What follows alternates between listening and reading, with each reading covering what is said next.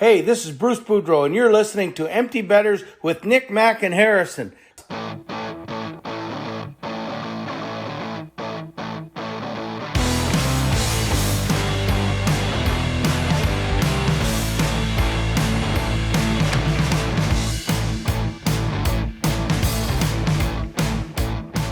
Good morning, everybody, and welcome back to episode 148 of Empty Betters. I'm your host, Harrison Scholes. I'm going to toss it across the screen to my co-host, who is still in sunglasses, Nick Manella. How the eyes feeling? The eyes are actually not bad here, boys. I'll give you a little look at them because I know it's been a while since anyone has seen the moneymakers, really.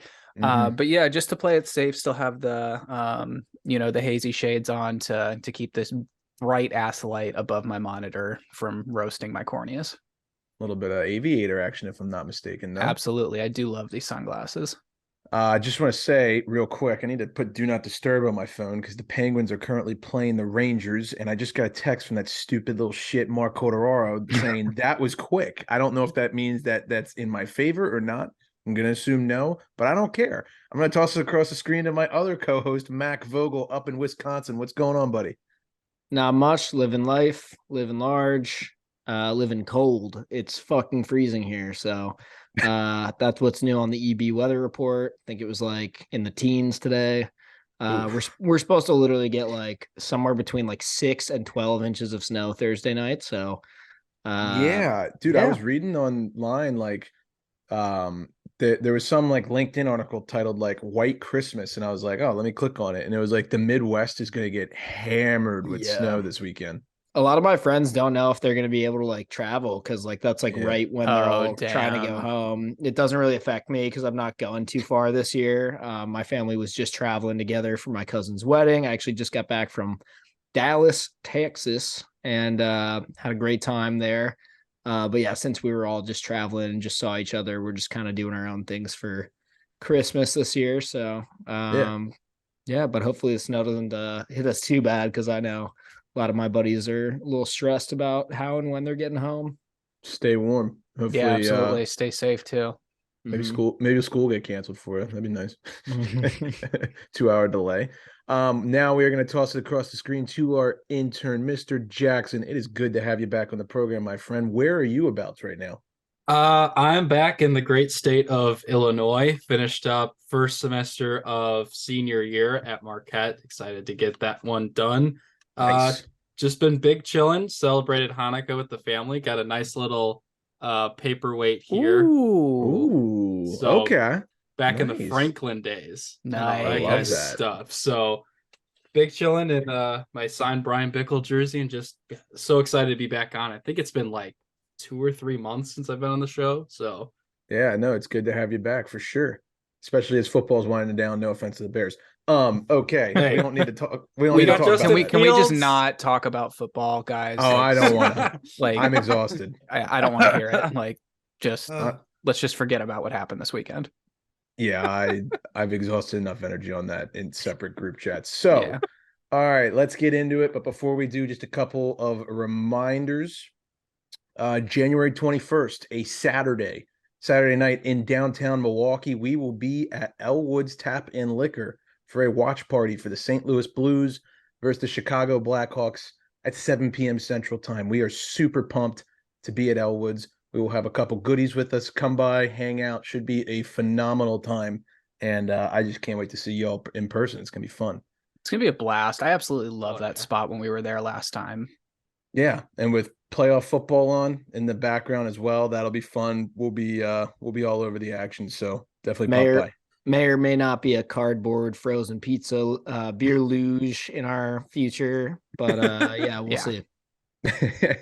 And then obviously we want to remind you guys that we do have merch on our website, www.emptybetters.com. Go click on shop. You can find all of our merch over there. Nick, I also think you said that there's a couple of special items people can order if they DM us. Absolutely. Yeah. If you're looking for a really cool EB beanie, I know I've seen a lot of people asking about them. Pretty much anytime I wear mine around my friends, they're asking where they can get one. If you guys want one of those, DM our main account, DM one of our personal accounts. We'll get you set up with one. And also, if you're interested in glassware, like this shiny bad boy right here with our logo on it, minus the glare, DM us as well, and we'll get you hooked up with 2 of those, hopefully in time for the holidays, but no promises here. It's getting kind of late.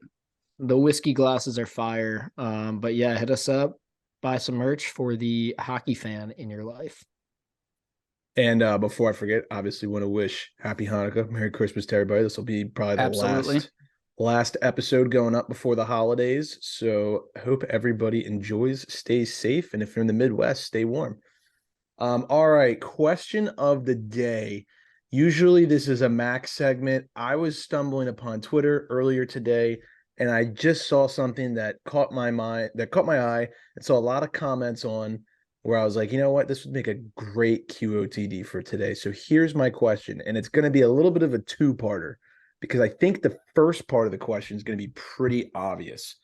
So this question today comes to us from Jeremy Rutherford, who is a writer for the St. Louis Blues. As you all know, Tage Thompson is on an absolute tear, and he was involved in the Ryan O'Reilly trade that sent him from Buffalo to St. Louis to win the 2019 Stanley Cup. This is what Jeremy posted on Twitter today, and the comments were actually pretty interesting. He said, Blues fans, I'm of the belief that if Thompson scores 900 goals in his career, the Blues desperately needed a cup and they got it. Good trade, do it all over again, don't care. But would any of you give up the 2019 Cup and take your chances to win one or more during Thompson's quote-unquote Blues career? You would think that most people would say, nope, got the cup, done. And there was a very good majority that did, but there were a lot more comments that said, no, I kind of wish we would have kept Tage. Where do you guys stand on this? I think this is like 100% prisoner of the moment mentality. Like, you can't start to argue, oh, we could have kept this guy and won like 2 or 3 more. You had no idea what his role would have been on this team. You have no idea what the supporting staff would have been like had you kept him and not made that deal. What other moves would have been made? I'm just of the school of thought. You got your one, stick with it. I agree. It's also so circumstantial, like Nick said. It's like, who's to say that Tage Thompson isn't just having like a really successful career right now because he likes it where he's at and he fits in well. There's no, like Nick said, there's absolutely no guarantee that he is, clicking as well as he is right now if he's still in St. Louis. So, and if you got your cup, me personally being a Caps fan who for a long time didn't know if I would ever see that happen, you get your cup, you shut up and you take it, and you never play the what if game. I definitely would not start hypotheticals of what if we didn't win the cup. That's just me. Yeah, I think with that, it's also got to do down the line in terms of how the Blues have turned out. Do they get Torrey Krug and Justin Falk if they don't trade for Ryan O'Reilly? Because after winning that cup, you attract so many other players based on that and the reputation that Ryan O'Reilly had at that point. So while Tage Thompson's going to be doing great things at Buffalo, I think, again, it's kind of like I'll make a basketball reference where it's like where the Lakers, would you trade for Anthony Davis to get the 2020 ring? You're still going to say yes, because at the end of the day, sports is about winning titles. Yeah, I think it was a little bit of a greedy question, and I agree with everybody in the responses to that tweet. So because I knew that we were going to all agree on this, I have a second part of this question. Does Tage Thompson win the MVP if the Sabres make the playoffs? Yes or no? Oh, that's a good one. I know it is. And there's that question. I'm gonna say to pop no. up. I'm gonna say no, but I think like he should be very much involved in that discussion. In the conversation, and there's a world where he does, but knowing the NHL, I have a hard time picturing them giving it to anybody on the Sabres, even if they do make the playoffs. That's just kind of how it goes. I think it would basically have to be like they finished top 3 in the division, like handily. And he would have to have like over 50. Goes for over 100 points, like that, or he goes off, or both. Like even more even more so than he is projected to already. Like he would really have to like make it like so much of a no-brainer that like people would be like screaming at the NHL if they didn't give it to him. I agree with you. And just to put it in reference, he has more points than anyone in the league not named McDavid or Draisaitl, and he has more goals than anybody in the league not named McDavid. So I think we know who the one guy is standing in his way of that shiny Hart trophy that we all know and love. So real quick, Harry, before we move on, one of the things while we're talking about Tage, one of the things I saw thrown around is this comparison to Mario Lemieux. How does that make you feel? Yeah, that was from fellow ex-Penguin Ryan Whitney on the Chicklets podcast. Definitely heard that, saw that, watched a mixtape that they made of Tage right after that went viral.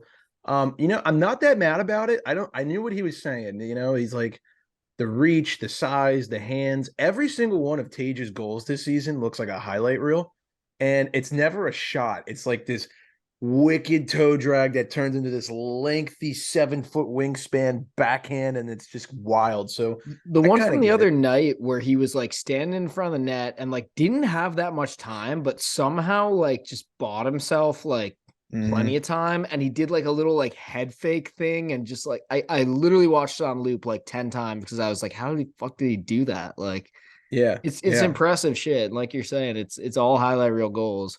It's crazy. His reach is lethal because he can move the puck like 7 feet one way and 7 feet the other so quickly. So I don't hate the comparison. I mean, is he ever going to put up the numbers? No, obviously not. But no, in terms of similar play styles, yeah, I could kind of see it.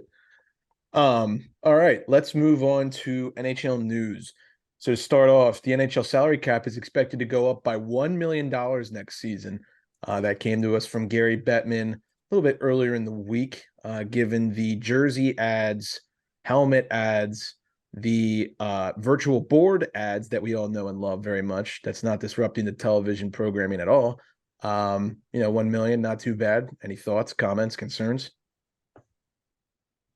This will be great. The Caps can go pick up some more Sonny Milanos. That's good. I mean, yeah, I think it's a good thing for sure. Yeah. It might have. Speaking of Caps, real quick, I know we have State of the Union at the end of the episode. Is there any word on Oshie's injury? Do we know anything? Upper body day-to-day. Yeah, like the same thing we've been told for the last 3.5 years. All right, I was just checking there. Morale seems high. Goaltender Andrew Hammond, aka the Hamburglar, announced his retirement from professional hockey Monday due to an ankle injury following a 10-year career. Hammond, most known for his sensation with the Ottawa Senators during a 2014-15 campaign. He posted a 20-win, 1-loss, and 2 overtime loss record with a .941 save percentage to help the Senators earn an unlikely playoff berth. That was one of the most insane stretches from a goaltender we've ever seen. Hats off to the Hamburglar. Yeah, very, very likable guy. He got that McDonald's card that gives him free McDonald's for the rest of his life, which is just like, I mean, I feel like that's a status thing. Like, you don't have to use it, obviously, if like you're a pro athlete, but like if you're his kid, you can be like, oh yeah, my dad can take me to McDonald's for free whenever he wants. Like, so I don't know. Cool. I just think that's cool. Maybe you give your kid that card when he goes to college or something, but yeah, hats off to him. Great career. And let's not forget about those games he came in for the Avs in the playoffs, stood on his head as well. Oh, that's right. People forget. Yeah. No, he's been a fun guy to follow, and I really liked his message on Twitter announcing it. He had some good words to say, and was very thankful of all the people in his life that have helped get him there. So you always love to see that. For sure. Yeah. Also, one of the coolest goalie masks you'll ever see when he really took on the Hamburglar role. That was pretty sweet. Yeah. Moving on, the Edmonton Oilers power play. You might be thinking, how is this news? Well, let me tell you something. They are at a historic pace right now. The Edmonton Oilers are on their power play. Per Sportsnet stats on Twitter, the Edmonton Oilers currently have a 32.8% power play thus far this season. We are basically at the new year. It probably won't dip below 32 before 2023 starts.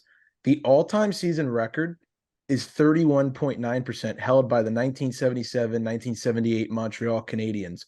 Should Edmonton keep pace, or at least not drop, like 0.08%, they're going to have the best power play of all time in a season. I mean, do you guys think the Oilers can keep this up?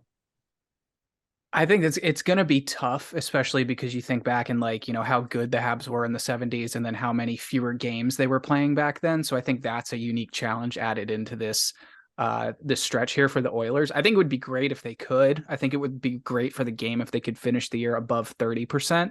I don't think they'll get the Habs, but it'll be exciting to watch. I echo that. I'd also like to add that's just kind of funny that their power play is so good and their penalty kill. I don't know the stat, but their penalty kill is like atrocious. Like it's awful. Yeah. It's just funny that they have like the one special teams mastered and the other one they're like, well, we haven't spent any time on that. But yeah, but we'll get back to you on it. Yeah, literally. You would think in today's day and age, a power play that lethal, they should be like the front running for the President's Trophy, like top 2 team in the league, and they're not even close to that. I mean, they're kind of on a skid right now, to be honest with you. They've lost 3 straight. Yeah, absolutely. I mean, I can say firsthand, though, that I've been through seasons where the Caps have had the most electrifying power play in the league, almost operating at 28%, and then they go out in the first round. So, yeah. I mean, if they can keep that power play percentage up, throughout the playoffs, though, look out, because that's going to make a big difference. Yeah. Keeping the news, unfortunately, north of the border, a little bit of a more serious topic here. Hockey Canada issues continue to take the headlines.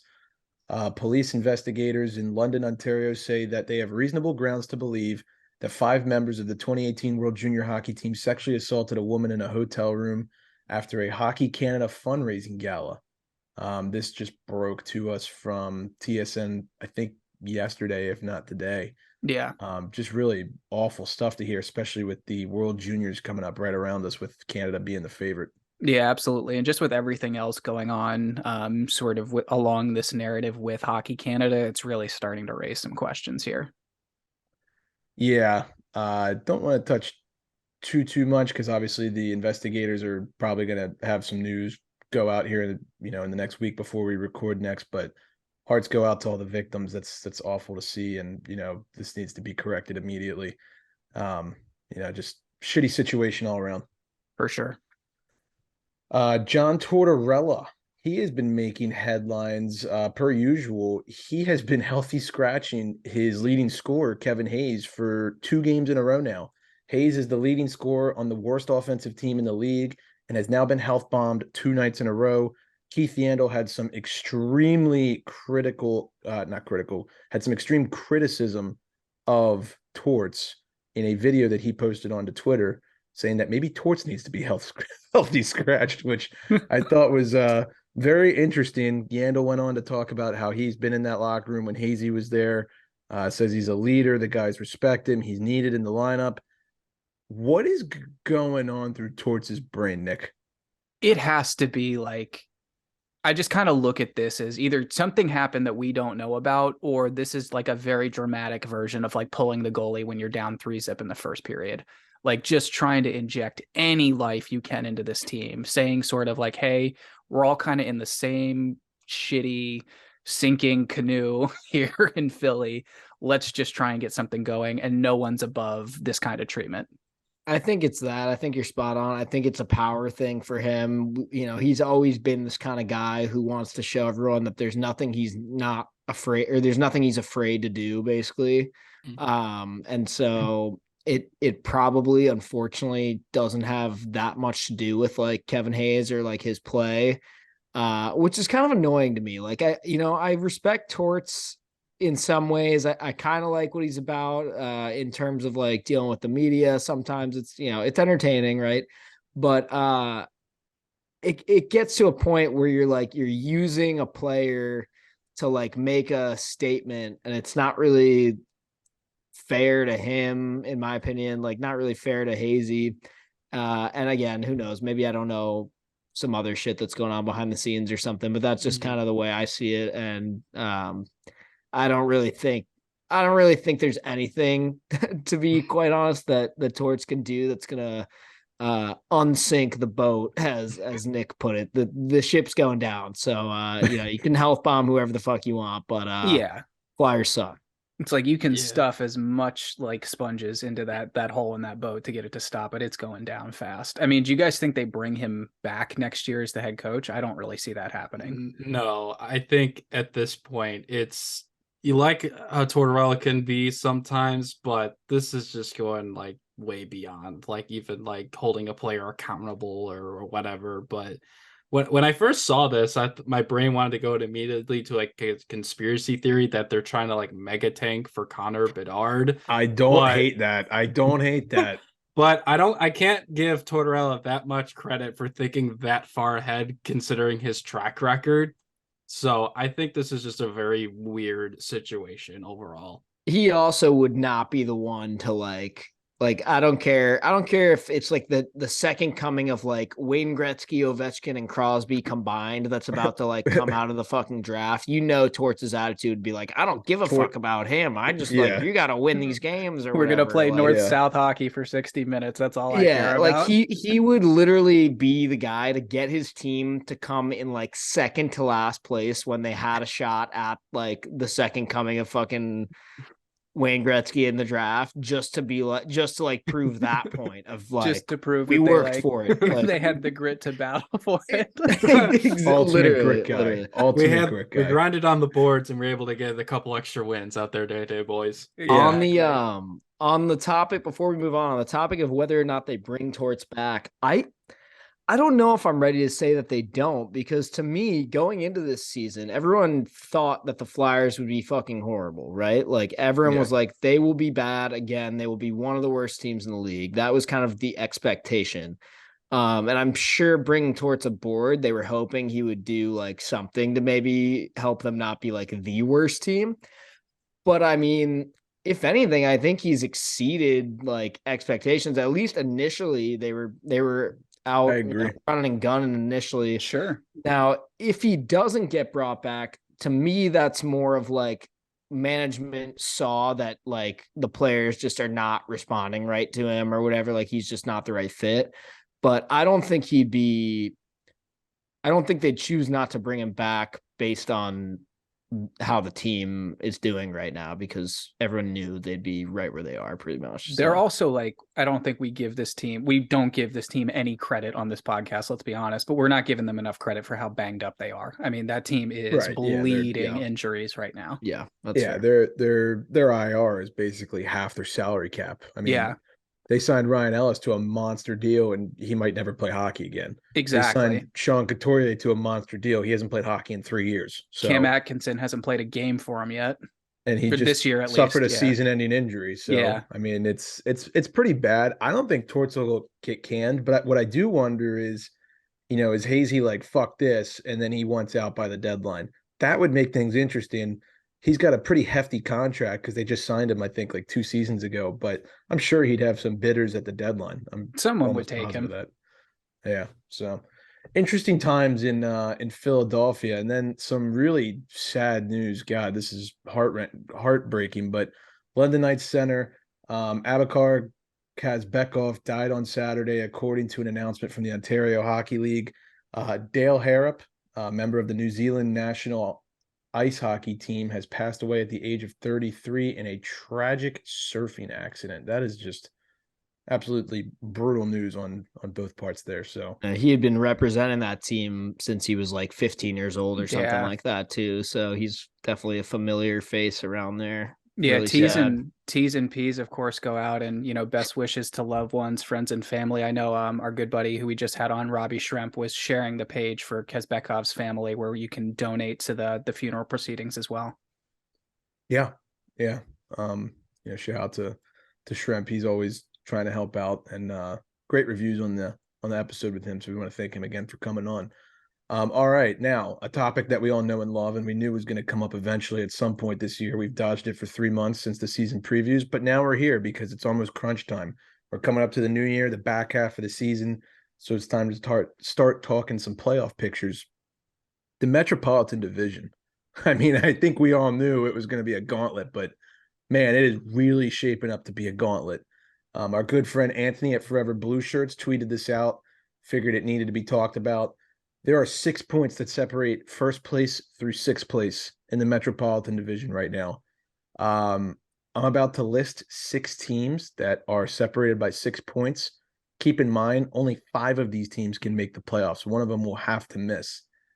These 6 teams are the Devils, the Hurricanes, the Rangers, the Penguins, the Islanders, and the Washington Capitals.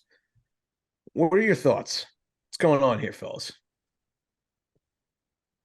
Flip a damn coin at this point. Like, I don't even know what to say about this division anymore. It is so it's like more tightly packed than a tin of sardines. Like, these teams are so close together. They all match up against each other completely differently. Anyone can beat anyone any given night.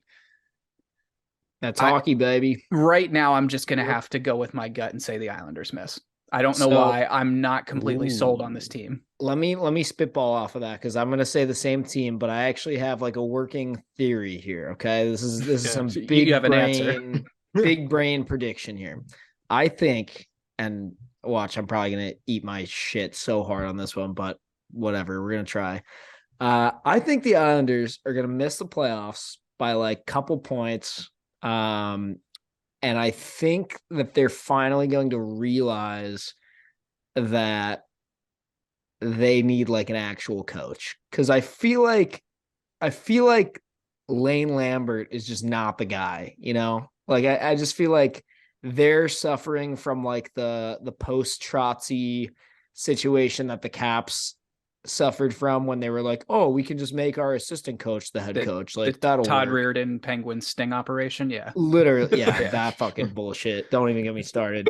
But that I also think it's no small matter that Varlamov is hurt right now. I'm not really sure how long he's going to be hurt. It might be something minor, but he was kind of like sharing time, like I'd say like 60-40 almost with Sorokin taking like 60% of the games, Varley taking like 40%, and like he was playing really well. Yeah. And so now Sorokin's going to be asked to kind of take on a little bit more of the weight. And when he's not playing, they got Corey Schneider, who has been really good in the minors this year, but he's an older guy. I'm not really sure when the last time he got into NHL action was. So I think that if that ends up being like a long-term thing, again, I'm not really sure. Varley could be back next week for all I know. But yeah, that's kind of my theory right now, is that the Islanders kind of fall off. They make a coaching change in the offseason because they're frustrated about missing 2 years in a row. That's where I see it right now. Yeah, and just to further build off that, I mean, Sorokin has been kind of streaky this year. He started out super hot, and then he lost 5 in a row. And then I think last night he had a shutout against the Avalanche. So it's been a little bit of a up and down season for Sorokin. Varlamov has played pretty well. I think I read earlier today he's 8-3 in his last 11. I mean, he's been playing pretty well. Much more consistent than Sorokin, for sure. Yeah, it's an interesting time, because I think if you would have read this list to us at the start of the year, we all would have said New Jersey's the one out. Well, they started off guns blazing, and now all of a sudden they're colder than an ice box. I mean, they're 0-6 in their last 6. They got to get off the skid here. The other thing about the Islanders is I just feel like they've been doing this thing for a few years now, where they like really don't have a star player. And I know Matty Barzal is like extremely talented, but I think he's got like 3 goals all year or something. Now he's an assist machine as usual, so I'm not shitting on the dude. He's still like putting up points and kind of doing what he needs to do. But I'm pretty sure the Islanders' leading scorer is like Josh Bailey or something like that. And again, good player, but like I don't see that like being enough, if that makes sense. Every fiber in my being wants to say that the Caps aren't going to do it. But I give them credit, because we've said it all season long, that all they have to do is hang around. And then once they get Backstrom back, who looks like he's going to be real close to coming back soon, and then next month they'll probably end up getting Willie back. And then who knows what happens, because then they're fully healthy and then they're fully loaded, and we're going to really see what this team is made of. So as much as I want to say the Chucky Caps Lindgren, baby, he's been dangerous. I know. Like, as much as I want to say the Caps won't, I just can't do it, because I know that they're better than what we've seen so far, and they're hanging around, and now they're getting hot, and the Penguins are red hot, and the Rangers are even hotter than both of them right now. So it's like, Like, and then the Hurricanes are hotter than them right now. So it's like, what? And the Devils are like the Right. best team in the league. They're not going to miss. Like, No, this is like this is the Devils like start of their like Stanley Cup DVD. I'm not saying they're going to go win the Stanley Cup, but this is like, No, but the New like, Jersey yeah. Devils have dropped 6 games in a row, and then boom, they're going to explode like after the Christmas break. I feel like it has to be the Islanders, and maybe you guys have sold me on it, but you got to score goals in this league to win, and they don't score a lot of goals. Yeah. So I don't know. And the goaltending's been, they have two good goaltenders, but like I said, Sorokin's been streaky. I don't know. I guess I'd have to pick the Islanders because every other team is hot except the Devils, and they're so, they've got good cushions. So I don't know. Yeah, I'd love to say the Rangers are just going to fall off the face of the earth. That'd be so sick, you guys. But that would be so sick, you guys. Holy shit.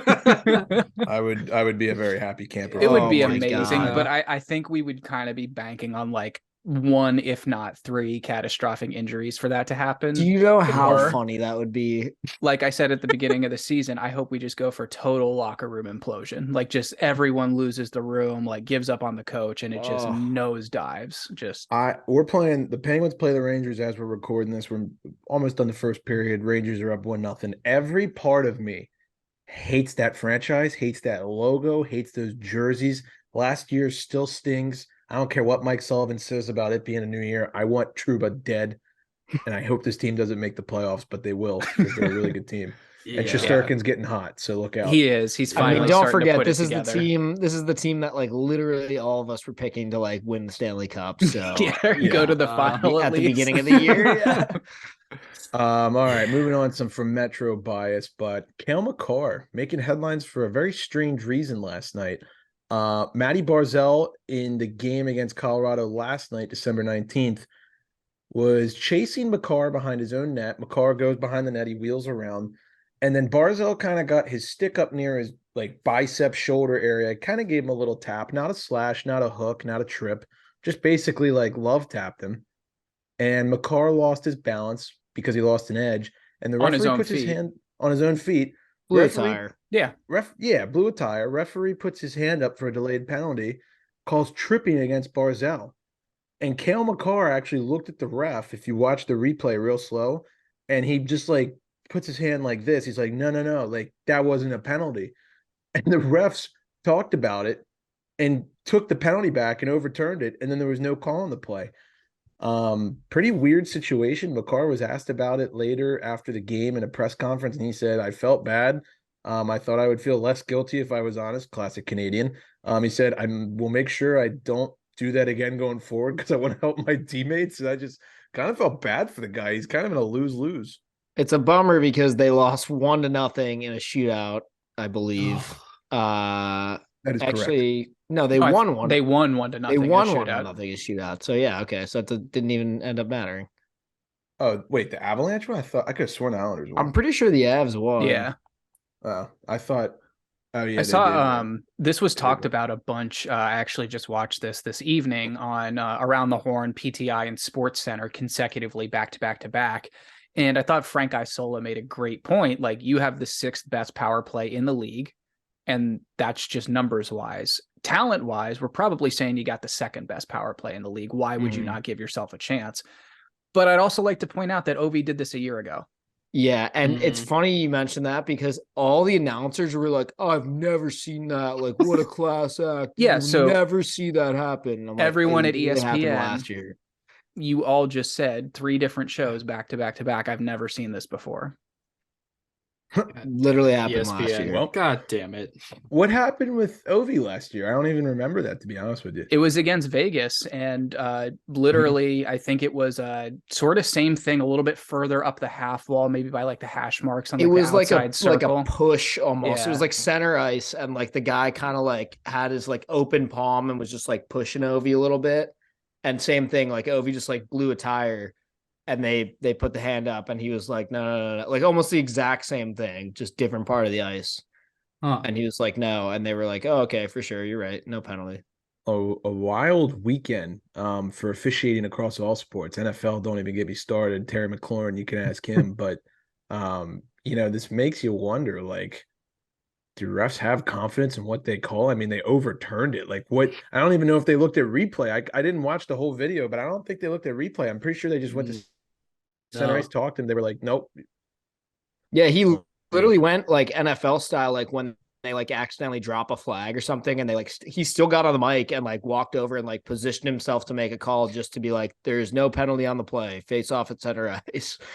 I think this is something that this is probably the last time we're going to see this. I think this is going to be like hammered out by NHL officiating saying like, hey, you can't let players tell you that was or was not a penalty, because then this is just going to end up like a soccer game with everyone swarming the referee going, oh, no, or, like this. So that, and I feel like coaches are about to use this as an example and go in the locker room and say, if any of you fucking idiots ever deny us a power play, I'm going to roast your ass, bench your ass. Let's talk about coaching legend Gordon Bombay, Mighty Ducks. Come on, Charlie. That butt end of the stick is right up on your face. You're not going to cup your eye and hit the deck for the 4-minute high sticking double minor. Like, I know it's a kid's movie, but it was a great coaching call. Emilio Estevez, baby. Nick raises a good point. Speaking of officiating, we're going to stay on that topic. Connor McDavid had a offsides called on him earlier over the weekend.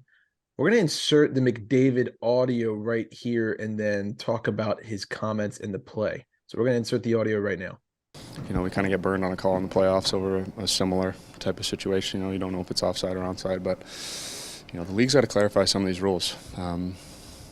What's a kick, what's offside, what's goalie interference. Kind of depends on the night, I guess. So disappointing, obviously. Obviously, we should never have even let it get to that point. So disappointing.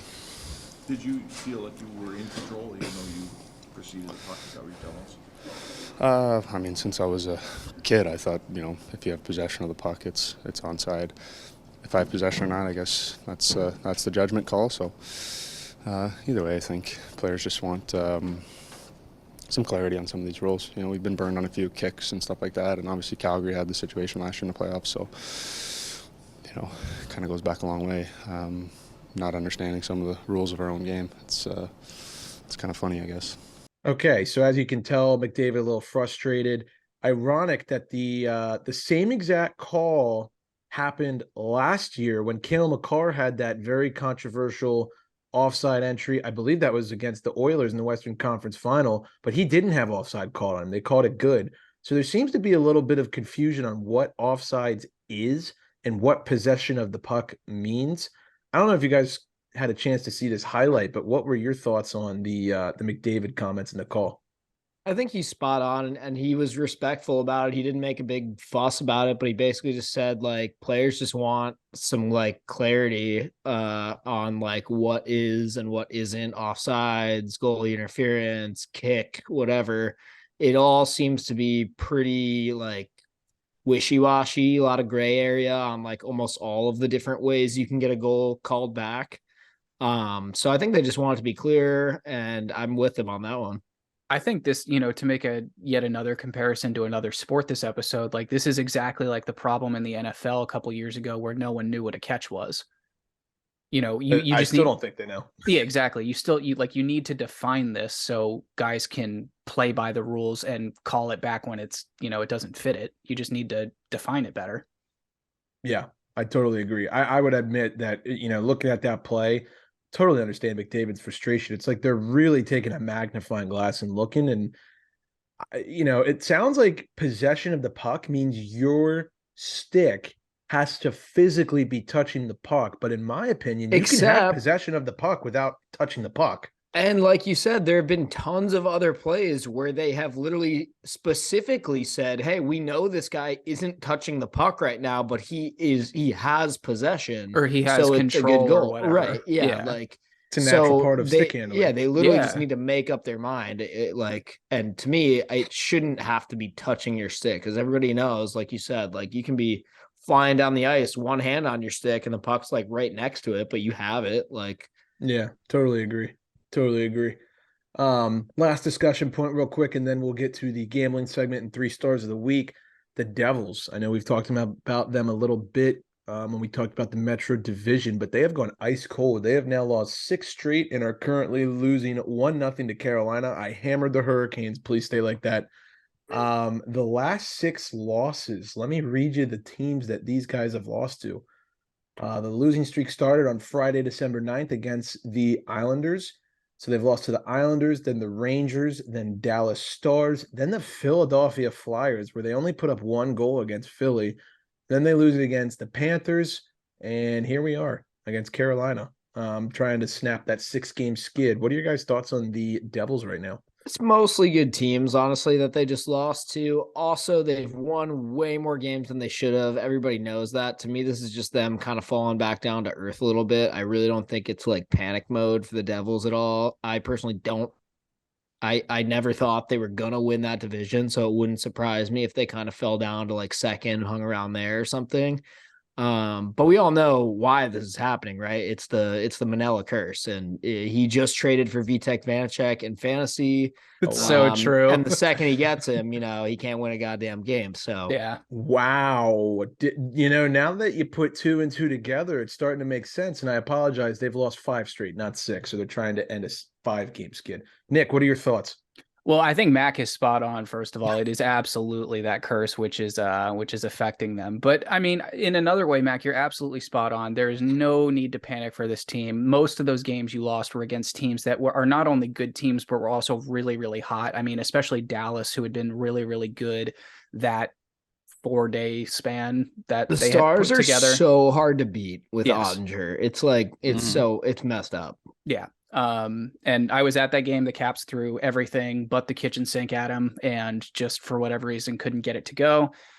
Yeah, the Flyers loss isn't great, but in an 82 game season, yeah, you're going to have some studs. You're going to have some has duds. A couple stinkers like that. Yeah, absolutely. Yeah. That's hockey. And I don't know. I just think right now there's too much going throughout the depth of that team. I think Dawson Mercer is a guy that no one's talking about that's been having an unbelievable season, contributing left and right. Also on my fantasy team, so shout out him. But yeah, I am not concerned at all. And I think another thing to remember is that we're at that point in the season when, as we all know, guys are banged up, guys aren't 100%, but they're still playing. So you're going to lose a little bit of speed at this point in the year. Yeah. Yeah. I just have to say you're welcome, Nick, for Vanacek. Cheers. And also thank you for William Karlsson. He has a goal and 4 assists since coming to my squad. So I think it was a mutually beneficial trade. Everyone made such a fucking stink about that trade, being like, "Oh, it's not fair. Nick fleeced Jackson or whatever." And by everyone, you mean me. And yeah, and I vetoed it. And Ian, but yeah, you tried to veto it. Yeah, I vetoed the well, trade. look at how, like Jackson said, look how much points he has fantasy wise, and look how much points VV has since the trade was made. So yeah, no, you're right. So interesting to see how Jersey will finish the season. There's been teams that start off smoking hot, and then after the new year, they just cool down. And Jersey's going to probably have to go, maybe around like a 550, 600 win percentage to make that playoff push in the Metro, given how tight it is throughout the rest of the season. So it'll be interesting. But we're not going to start the 3 stars of the week. But I think Nick has a message from our sponsor, Kane Footwear, before we go into that. Absolutely. I had a rough weekend. I know Mac had a rough weekend. Harry, I'm sure you did as well. So I definitely needed some rest and recovery. And one way I did that was by getting some exercise in my Kane footwear to sweat out all the booze I consumed this weekend. It was absolutely fantastic. Kane Revive's bounce back foam was able to keep me light on my feet, no knee back problems the entire time. Go to the link in our bio today for the most comfortable pair of shoes you will ever own. I already got some Canes going out to some people for Christmas, so they are already getting the best Christmas gift money can buy.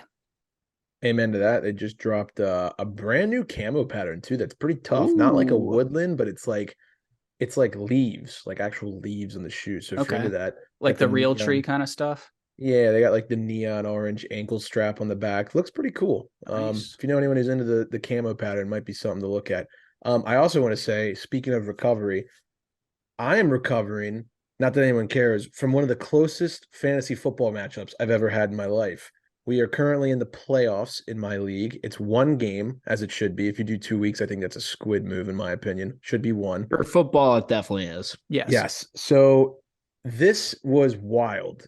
Before the Sunday night game against between the Commanders and the Giants, we were deadlocked at like 150 fantasy points. And I was like, okay, so we're in 1.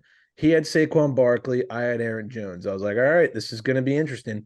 Saquon ended up with, I think, like 20 points or something like that.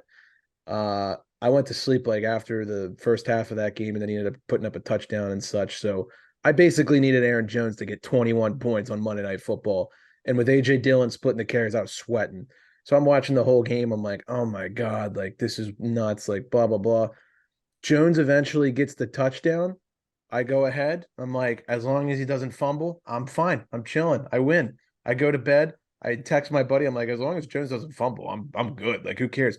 The dude ended up fucking fumbling while I was in bed, but then he ended up having a big, like, long gain at the end of the game to secure the win. I won by like 1.2 points. So I'm going to the championship for the 5th time ever, and I've never won the championship. I'm 0-4. So I'm ready. You got it, buddy. I feel it. And I was actually in the same boat as you. I have Aaron Jones on my team as well. And my matchup came down to the wire, and I ended up like pulling ahead by 2 points on that run. I actually lost because of Aaron Jones, so fuck both of you.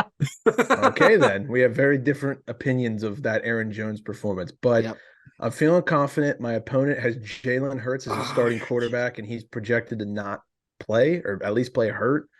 So I'm hoping that that'll help me. We'll see what happens. How much money's on the line? Not as much as I'd like. Spoken like a true gambler.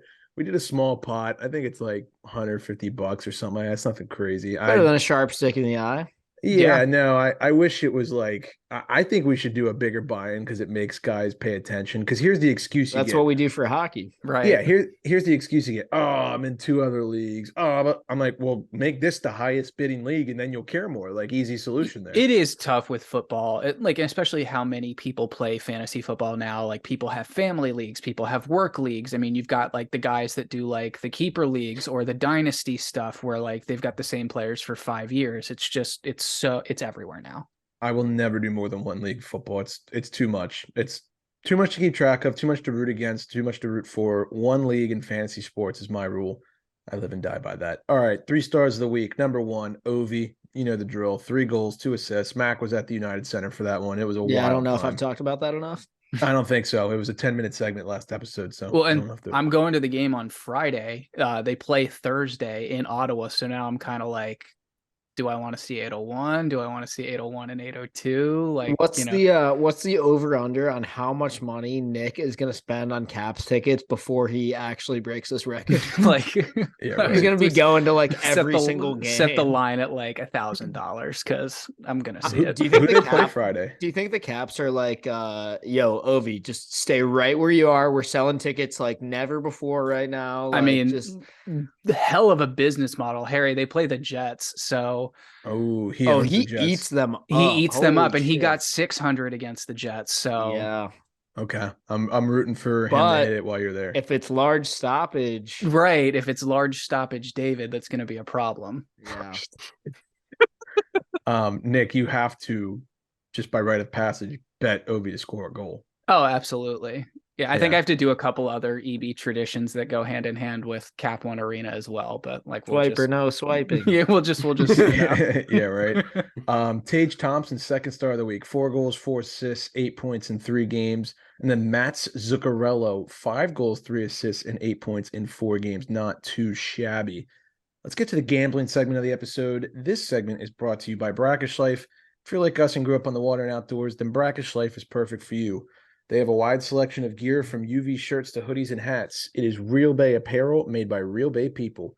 Head to www.brackish.life today to check them out. A little salty, a little fresh Brackish Life. Shout out to Kyle, by the way. Like, Kyle's just the absolute man, and there is a chance that I get to hang with him on New Year's. So I'm very excited for the possibility of that. Good luck to you. Tell him that I don't even pull the ad read up anymore. I just know it by heart. So I would like a discount code for myself for knowing that. All right. Gambling segment. Let's get into it. Ilya Sorokin. This is a wild stat for you that comes to us from ESPN. Shocker. They actually publish hockey stats.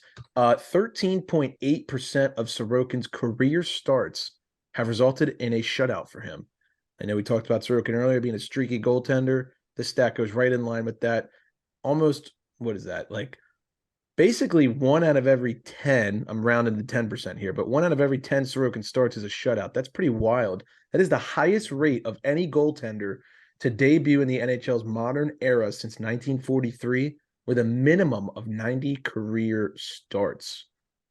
It's pretty darn good. I also think, that not only speaks volume to how well he plays when he's got a lead in front of him, but how well that Islanders team can really jam things up and shut things down. Yeah, absolutely. I think that Trotz system is definitely a huge part of that too. Let's move on to who's hot. Some teams that you want to keep an eye on with moneyline values. The Rangers, they've won 7 straight. They're plus money tonight on the road against the Pens. They're up 1-0 right now. If you knew that stat, maybe you would have taken them. Tampa Bay, they've won 5 straight. They're on the road in Toronto tonight. They're also plus money tonight. You saw that stat, maybe you would take them. Shout out to Nikita Kucherov. He is on fire. Probably, I would say, the most slept on player so far this season. I would have usually said Crosby, but people are starting to give him some love. But Kucherov is not getting talked about at all. He's got 8 points in his last 3 games and is on pace for 126 this season. And in his last 82 games that he's played, he has 34 goals and 116 points. Yeah, I mean, just, speaking for everyone over at Honey Nut Chelios, we're really excited with how well Nikita's been playing for us so far this season. But yeah, Harry, I think you make a great point. Like, this guy was basically like the focal point of the NHL for the past 2, maybe 2.5 years, everyone talking about his scoring. And for whatever reason, they're just not this year. So, but he has been red hot. I think in sports, like, we just get tired of talking about the same guys, the same teams, people call it the Mahomes factor in football, if you will. Like, he could win MVP every year. He's always going to be good. He makes the team so good. Like, they're always going to be in the running. It's kind of like Tampa. They're always good. They've got 3, 4, 5 guys who are just ace players that could make, first team all NHL every single season. And then after a while, people are like, you know what? I want to talk about someone else. And you get the McDavids, the Matthews, the Tage Thompsons, the Jason Robertsons, and people forget about this guy, but man, he is playing lights out right now. Some of the best hockey of his career. Carolina, they've won 5 straight. They are basically even money tonight against the Devils, who have lost 5 straight. I took that. I hammered it because of this stat. If you knew that, maybe you would have too. Definitely something to keep an eye on when you're looking at NHL standings. A team you've been very hot with. Yeah, hoping the streak can continue. I'm 9-0 when picking the Hurricanes on Sharp Rank, so hopefully I can keep that going. And then the Minnesota Wild have also won 5 in a row. Which I feel like I never know what to do with, just because it's the Wild. Like, that a 6 or 7 game losing streak isn't too far around the corner. Sorry, Terry, but like, we love you, but like, yeah, come on. They're a weird team, but I'll tell you what, man, they score a lot of goals. They really do. I mean, they are high octane, like Kaprizov, Zuccarello, 1-2 punch of the century right now. Those guys are putting up numbers. I really want to try to get to a Wild game sometime this year. I almost pulled the trigger on it like a month ago, and it was just, I got the idea a little too late, and I was trying to get it together in like a day and it just didn't work. But I should really circle a day on the calendar coming up, because I've heard it's one of the more fun places to go see a game. Seems like a sick venue. I've been to the arena, but not to see a game. I was there for the draft in 2011, which was awesome, but I would love to see a game there. So hopefully I'll get to check it out later this year. I could be making this up. Oh, I'm sorry, Jay. You go. Yeah, I was just going to say March 25th, at least Blackhawks play the Wild at the XL Energy Center. At least road trip. Say less. What day of the week is that? Hold on. If it's a Saturday, it's a Saturday. Oh, look out, baby! Do it. No, I want to go to. I want to look go up to tickets. I would fly up there, but I have a very important concert to go to on Sunday, the 26th. What is that? It's the band that Mac turned me on to. It's the one that we've been obsessed with for like the last 3.5 months, called Anxious. Yes, If anyone out there is into if you were like a Linkin Park fan or like a later Blink-182 fan, I would say it's like absolutely pop punk with a little bit of like screamo rock in there. Okay. Like, I really think you good put me on to one of their drums. songs. I did. I told you about one of their songs Yeah. when you told me you were listening to some like emo at the gym one time. And go listen to Little Greenhouse. It is one of top to bottom the best albums I've ever heard. Literally. I'm gonna do that once we. I saw them live. They rock. I'm seeing them again in a couple months. I could be making this stat up. I watched I watched the Wild broadcast the other day because I had a Kaprizov prop bet, and I'm pretty sure I saw this. Don't fact check me on this, but take it for what it's worth. I think Kaprizov is the 5th fastest guy to hit 200 points among active players in the NHL. I'm pretty sure it was McDavid, Crosby, Ovechkin, Malkin, and then he was right there. Yeah. Watch him not even have 200 career points. Jay, maybe you could check me on that. I hope he does, because that sounds right to me. And honestly, like, is it bad that I kind of want this dude to get out of mini? Or I just signed a monster ticket, but man, he's so fun to watch. He's a beast. He really is like that exciting. I would say you guys are gonna flame me for this, and I know we just talked about Kucherov. I think Kaprizov is the best Russian player in the NHL right now, in my opinion. He's a mutant.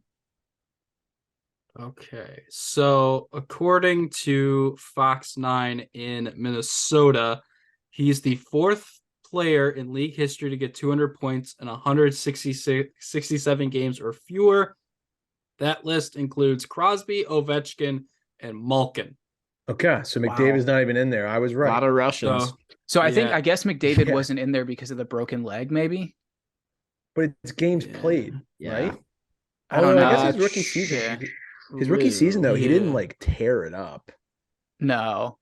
I mean, he played. He was they just gave him game. a C at 18. Yeah, but no, he was point per game, but I don't think he tore it up, but like not on like true McDavid levels yet. Like, not like 1.5 points per game levels yet. Also, props to you, Jay, for finding that so fast. That would have taken me 3 hours. All right, moving on. Who's not hot? Jersey, talked about it. Done. The Red Wings. They've lost 6 in a row. That's the longest active losing streak in the NHL right now. Nick, what's wrong with Detroit? Dude, I mean, I think this is just one of those things where, we were all very, very high on this team coming into this year, and I think they started great. I also think this is kind of one of those things where they just sort of ran out of steam. The injuries caught up with them. Jacob Vrana not being there caught up with them.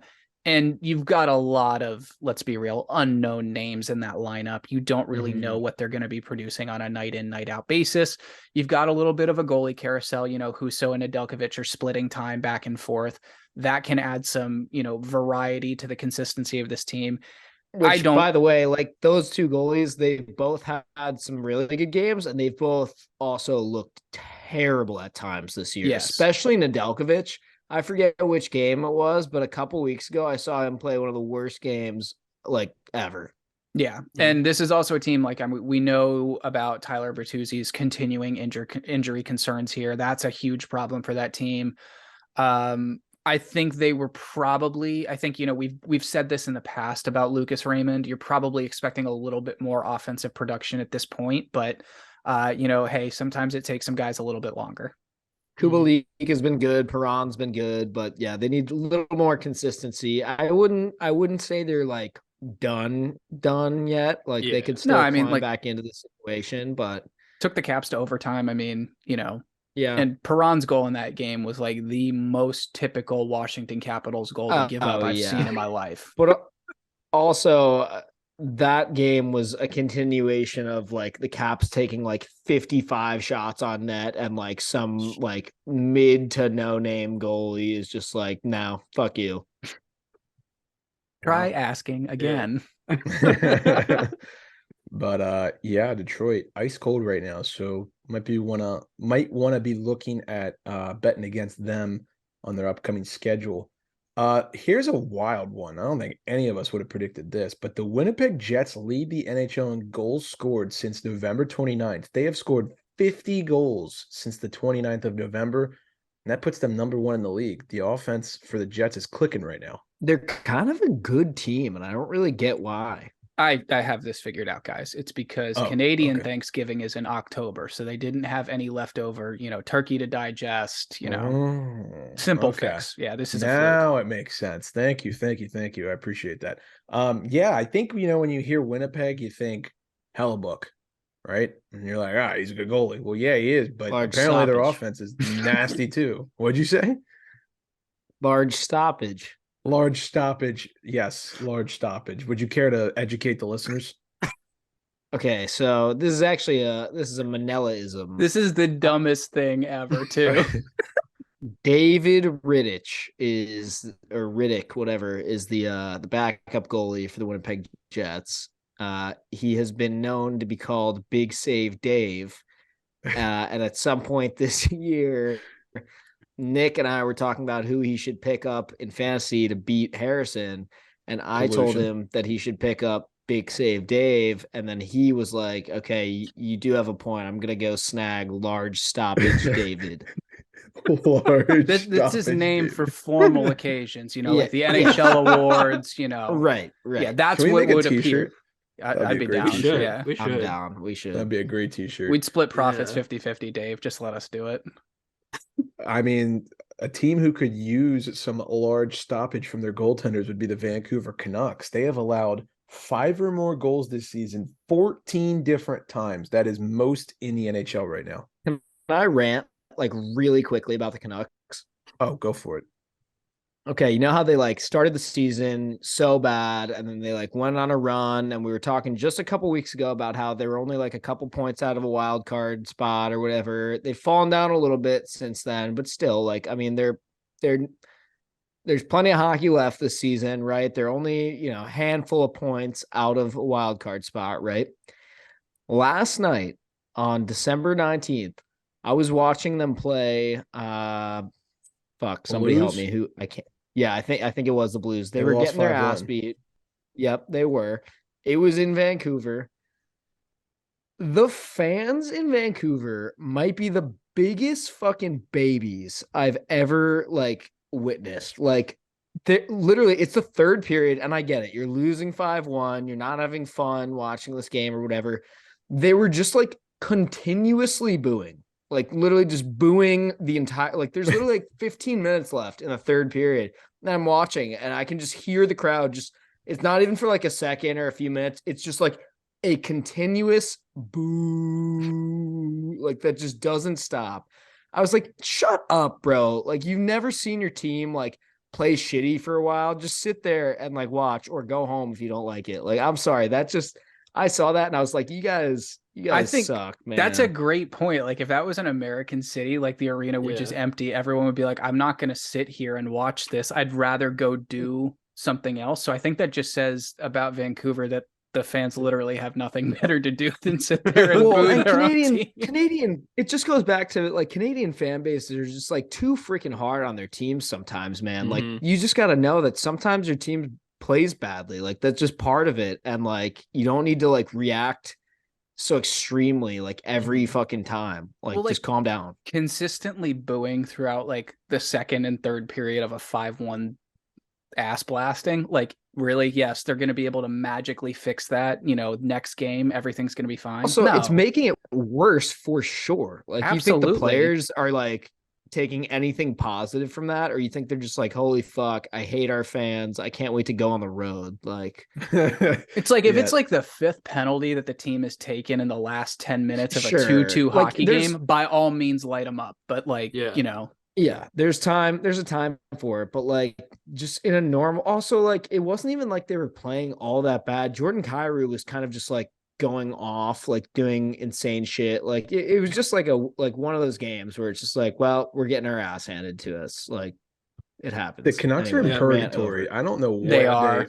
They're not good, but they're not bad. Their captain wants out. Their best player is untouchable. Their goalie's on IR. Their backup goalie sometimes plays well. They got a great defenseman. The rest of the D-corps sucks. They've got a Russian who's got a candy cane tape job on his blade and inspired Malkin, and now he looks like a crackhead. I don't know. They've got a head coach who loves Tage. Right. Yeah, they're a strange bunch. So I'll leave it at that. All right, Alex Ovechkin. We all know he's chasing the record books to get past Mr. House for second all-time on the goal scoring list, but he's well within striking distance of another all-time record that you might not know of.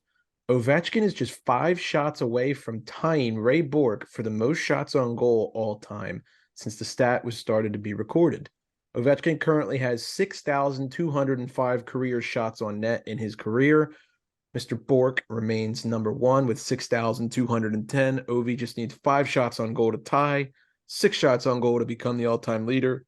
If you're looking at shot on goal props, I got a funny feeling Ovi knows about this.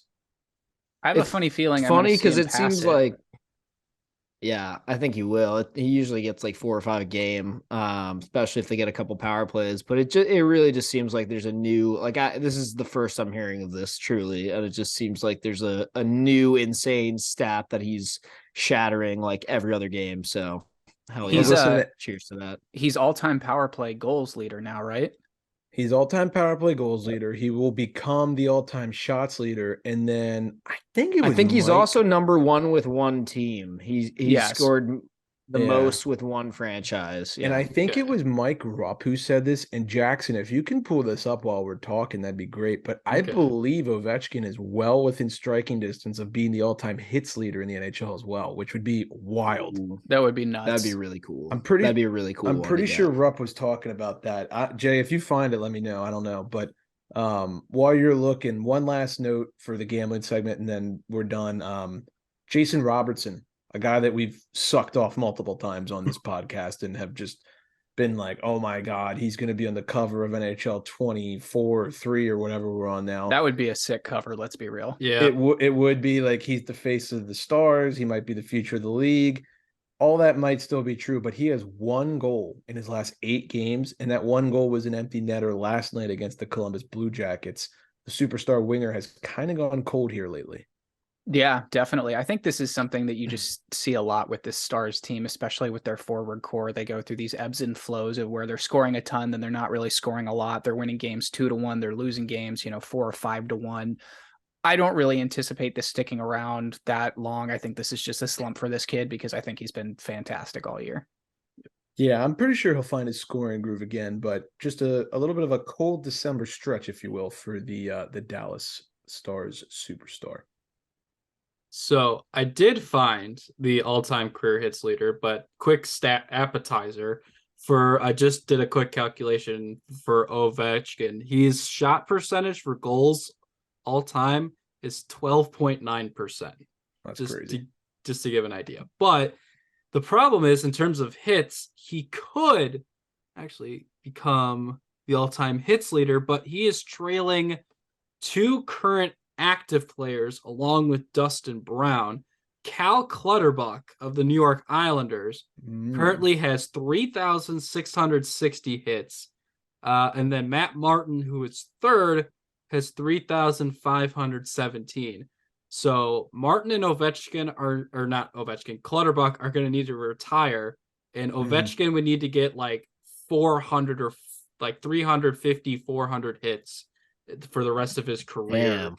To like get the all-time hits lead. He could do it. It's possible because Matt Martin for sure is probably going to retire. Like he can't have much time left. I feel like he's pretty old.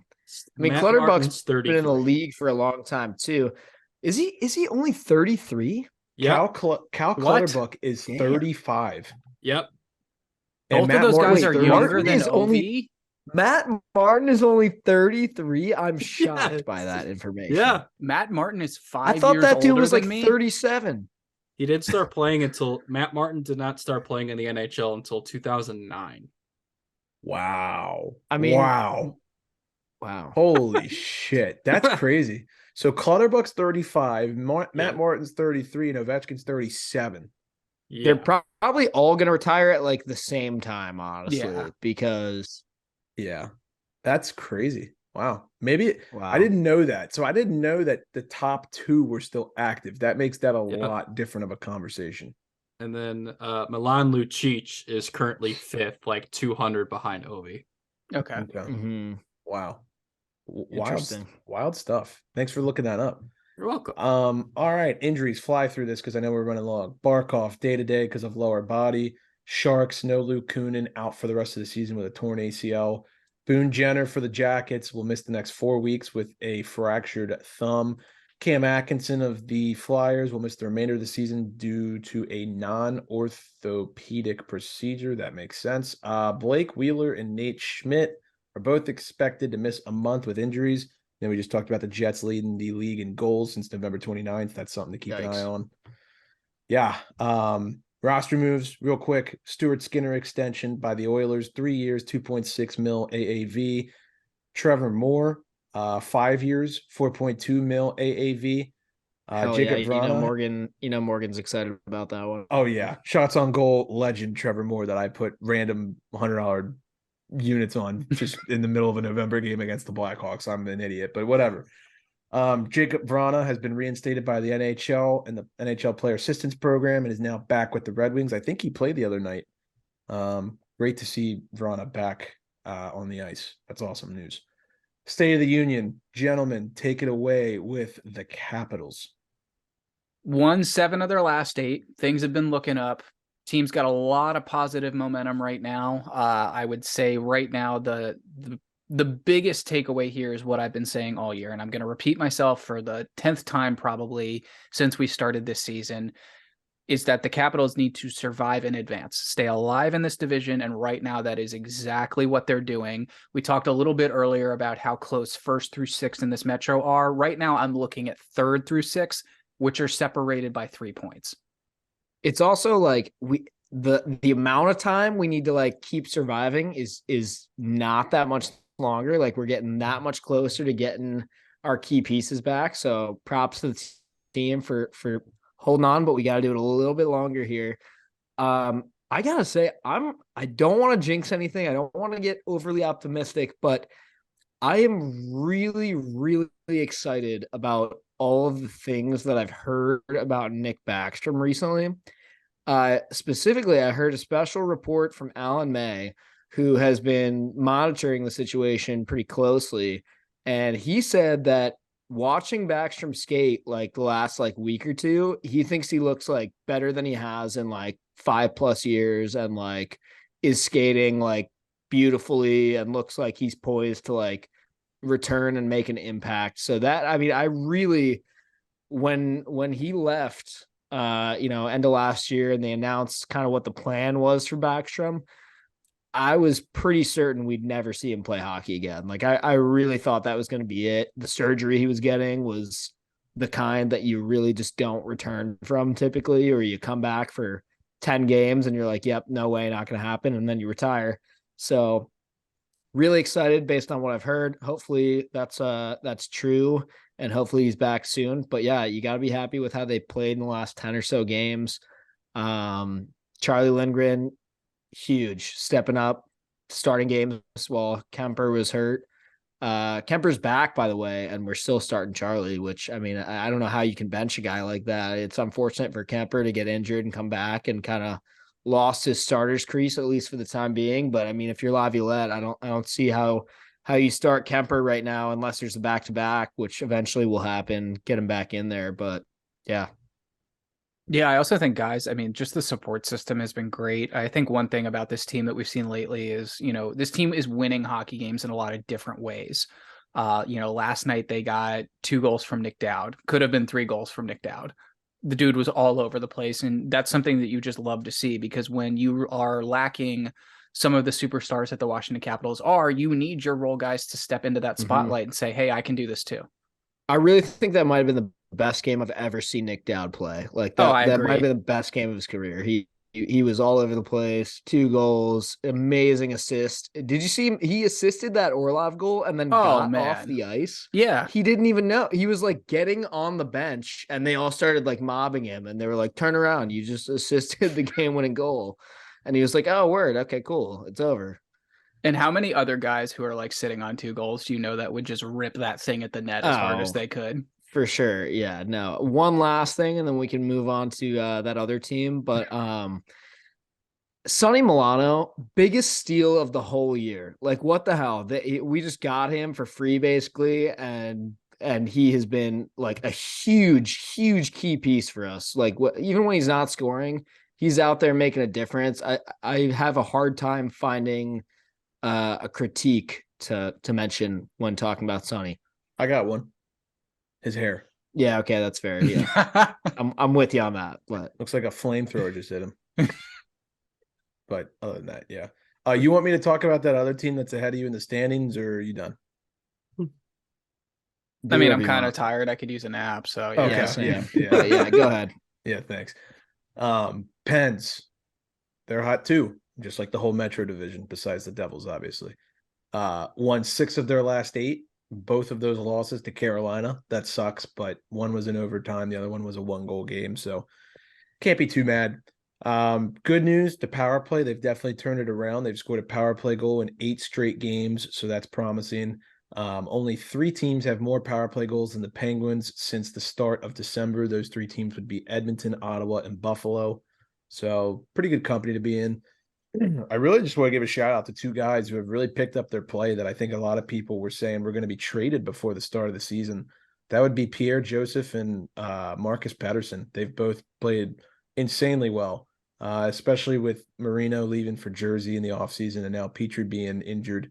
Those 2 guys have been studs for us. And Pierre Joseph, a lot of people forget, that's the guy we got to send Phil Kessel to the desert, and people were big on him.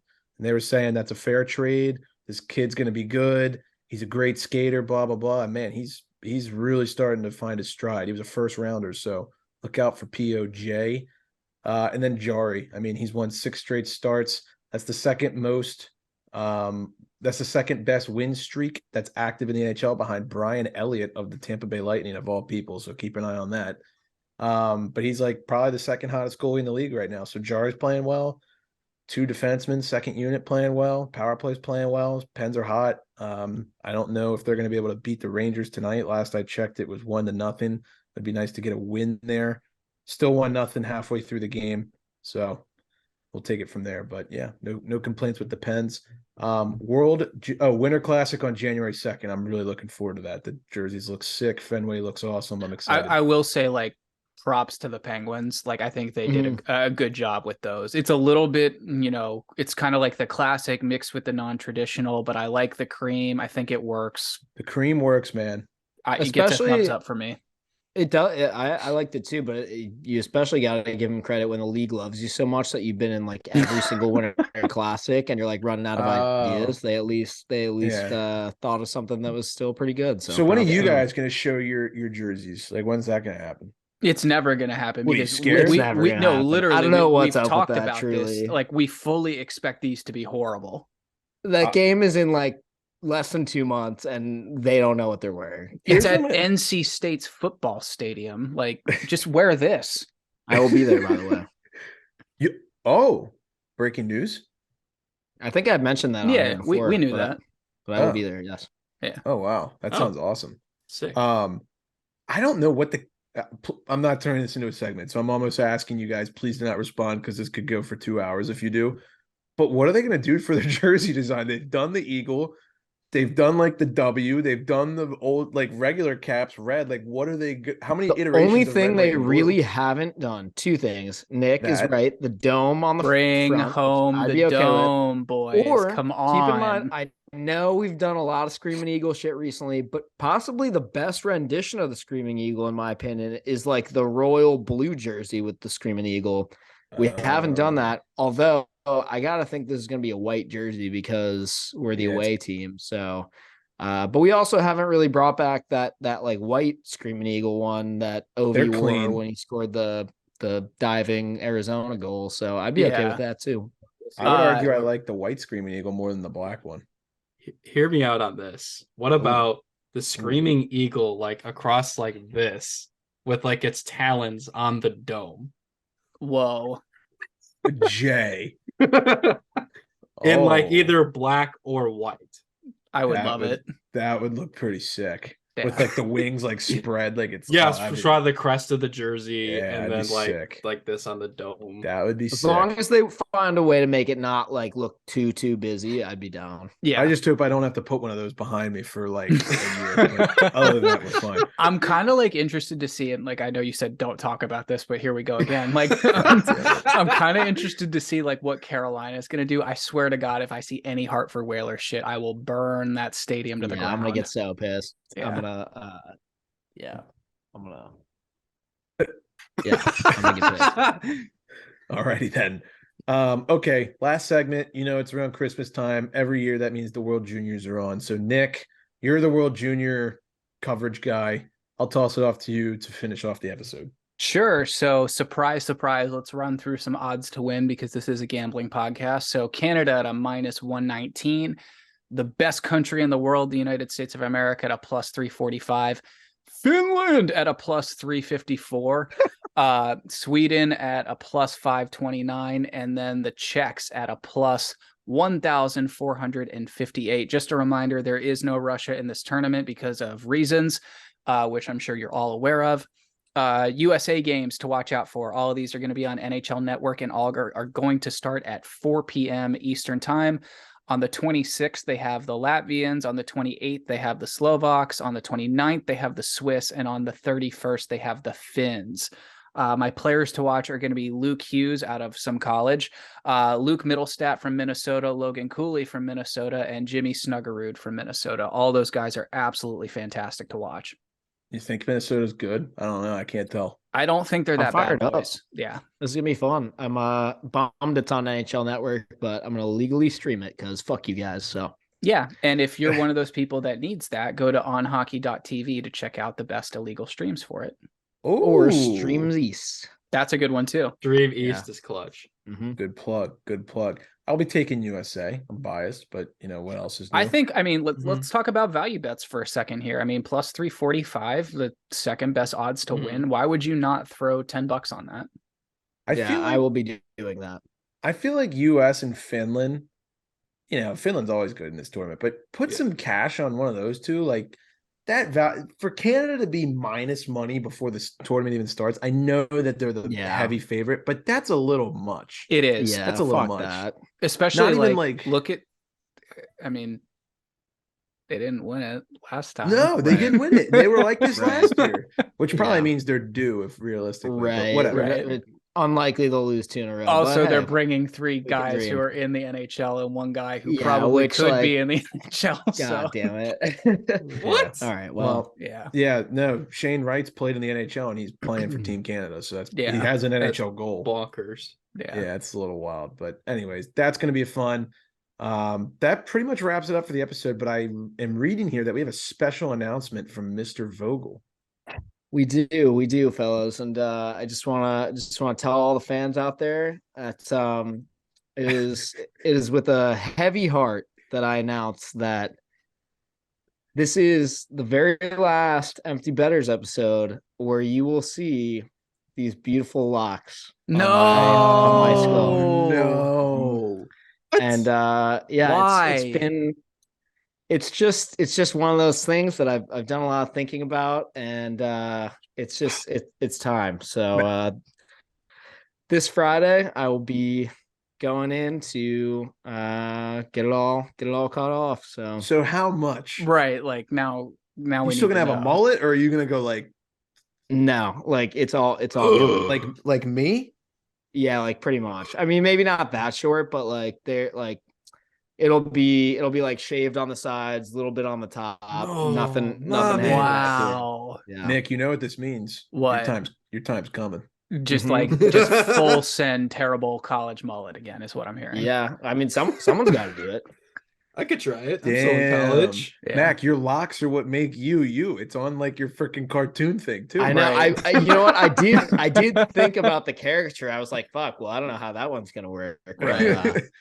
I'm sure you'll grow it back out again. So like what brought the decision around? Because I'll say it. I've been mulling it over whether or not I want to keep mine as well or completely buzz it, but I'm curious. There's been a lot of factors. I think one of the bigger ones is at my old job, I could wear a hat pretty much every day and like no one cares because it's like retail and restaurant or whatever. Now it's like, I mean, I can wear like a beanie, like it's cold in Wisconsin. A lot of my coworkers wear a beanie all day, but I'm just like, it's not as like professional looking. And also like, it's in my face like all day. It's just been hard to keep up with. And like, I don't know. It's classic come to the case of the office job. I know. Yep. I know. Yeah. I know. And hey, I want to make a special statement saying if you're out there and you have long hair and someone's telling you to get it cut because it's going to look more professional, tell them to go fuck themselves because I'm not saying it's more professional to not have long hair. I'm saying it's more professional to not wear a hat at work. And me personally, when I don't wear a hat, my hair is in my face and I don't like it. So that's my clarification on that statement. But yeah, that's pretty much it in a nutshell. That, and I've come across some pictures of myself recently of like when I had short hair, and I was kind of like, damn, like I looked kind of good. You know, I looked like a human. You also like, I mean, like you looked like you were like 12, but yeah, like you're gonna look so young. Yeah, you're gonna look I know I am. But here's my best advice: keep the facial hair though. If you clean shave, you're gonna look like you're 2. Yeah. No, I'm gonna keep it. I have not had a fully clean face in like literally since like high school. I've shaved like my beard before, but I haven't shaved the mustache literally since I was like 18. So yeah, I'm gonna keep it that way. Well, thank you for the special announcement. We appreciate it. Anyway, it's been fun, everyone. Appreciate the love for the locks, but say goodbye. Different version of Mac incoming, so that should be fun. New year, new me. You might win every bet that you make now. Who knows? True. Yo. Say less. All righty. Well, that just about wraps it up for us. We know that was a little bit of a long one, but we appreciate anyone who stuck with us till the end. Want to wish a Merry Christmas, Happy New Year, Happy Hanukkah, Happy Holidays, all of the above. We hope everybody enjoys time with their family and their loved ones for the next couple of weeks. Don't know when. I mean, maybe we'll be back next week. I don't know. We'll see. But yeah, we appreciate the love and support as always. Thank you to Brackish Life. Thank you to Kane Footwear per usual. Thank you to Sharp Rank. Be on the lookout for our picks on Twitter. And that about wraps it up. So without further ado, class dismissed.